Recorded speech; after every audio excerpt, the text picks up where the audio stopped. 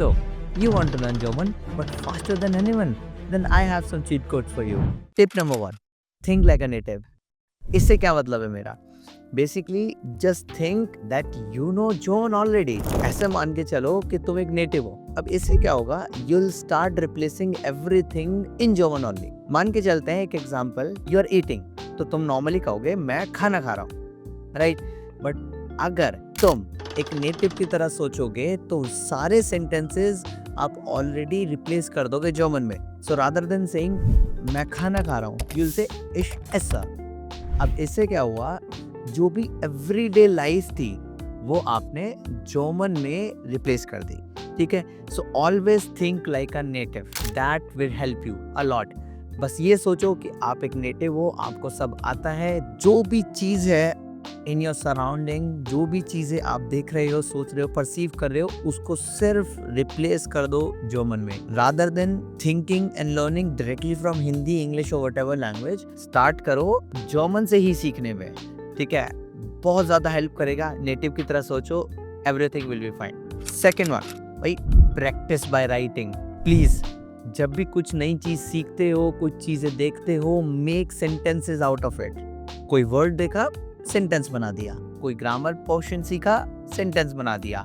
कुछ नई चीज़ सीखी, कोई फ्रेज सीखा, सेंटेंस बना दिया। जब आप लिखते हो, आपका माइंड बेटर वर्क करता है और ज़्यादा जल्दी सीखता है। तो आपको क्या करना है, कोई भी नई चीज़ सीखी, सिंपली राइट इट डाउन, उसको लिखो, एक सेंटेंस बनाओ, कुछ पोर्शंस बनाओ, थोड़ा लिखना स्टार्ट करोगे। इससे एक और चीज़ बेटर होगी कि आप नए नए वर्ड्स को सर्च करना शुरू करोगे, सेंटेंस फॉर्मेशंस देखोगे कि कैसे होती हैं। और anyone who can write can also speak, तो लिखोगे, बोलोगे भी। If you want to learn German faster than anyone else, तो please follow these tricks. Then फिर आता है कि अच्छा अब ग्रामर कैसे सीखनी है, ठीक है? ग्रामर पोर्शन सीखने के लिए सबसे इजीएस्ट वे बता रहा हूँ। ग्रामर पे ज़्यादा डिपेंडेंट मत होना। सी इट, लर्न इट, देखो, उसको अपनी जर्मन में लेकर आओ, लेकिन टोटली डिपेंडेंसी मत लाना। अब इसमें आपको करना क्या है, हाउ टू लर्न ग्रामर और कैसे आप उसको बेटर कर सकते हो। देखो, ग्रामर पोर्शन अच्छा होगा तो ऑब्वियसली श्राइबन या that means writing and speaking अपने आप अच्छी हो जाएगी। What you need to do is, जैसे आपने कोई ग्रामर पोर्शन सीखा from your teacher, YouTube, whatever, अब उसको क्या करना है, आपको वर्कशीट्स या प्रैक्टिस मटेरियल्स लेने हैं। जैसे मैंने आज सीखा प्रीपोजिशंस, ठीक है? अब मैं क्या करूँगा, गूगल पे जाऊँगा एंड डालूंगा एंड सर्च करूँगा प्रीपोजिशंस वर्कशीट्स जर्मन, सिंपल, या प्रीपोजिशन यूबुंग जर्मन, सिंपल।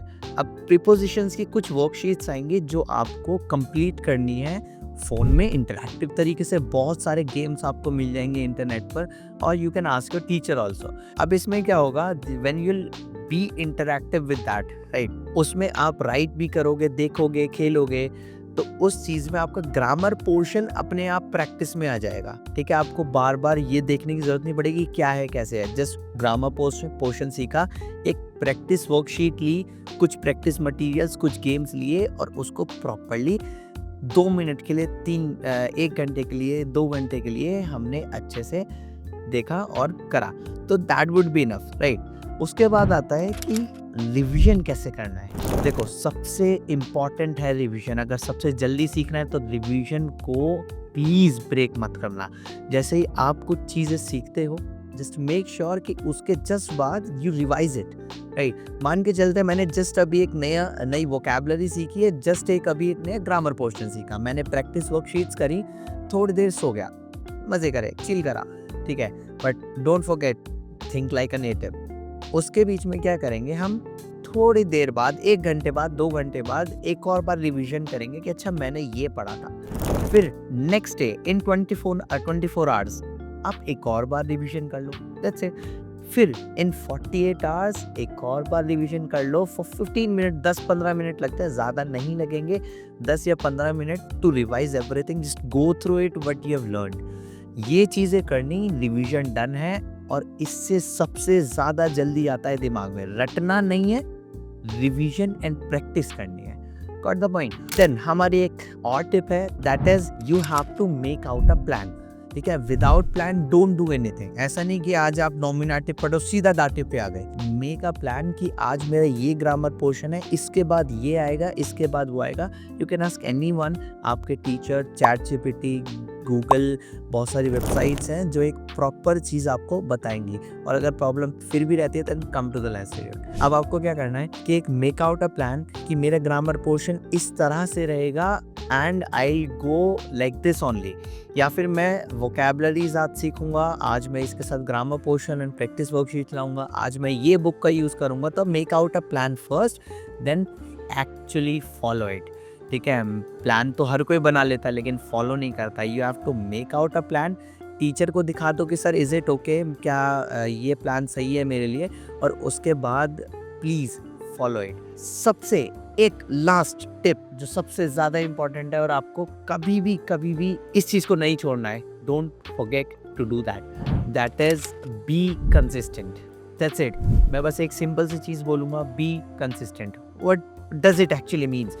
देखो, रादर देन डूइंग कि आज मैं नहीं पढ़ता, कल मैं नहीं पढ़ता एंड संडे को मैं 5 घंटे एक साथ पढ़ लूँगा क्योंकि मेरे पास टाइम है, मेक्स नो सेंस। वो 5 घंटे एक दिन में पढ़ने से अच्छा डेली आधा घंटा दे दो, जस्ट हाफ एन आवर। अगर आप ये करते हो, कंसिस्टेंसी के साथ जाते हो, देन यूल गो कॉन्स्टेंटली। नहीं तो ऐसे चलोगे, कभी कम कभी ज़्यादा, पता ही नहीं चलेगा कि आपकी प्रोग्रेस हो भी रही है नहीं।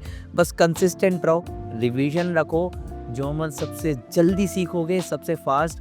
वोकैबुलरीज की भी कोई टेंशन नहीं रहेगी, बस revision, grammar portion and worksheets as well as consistency. With consistency you can do anything. And those were the tips जो मेरी साइड से थी।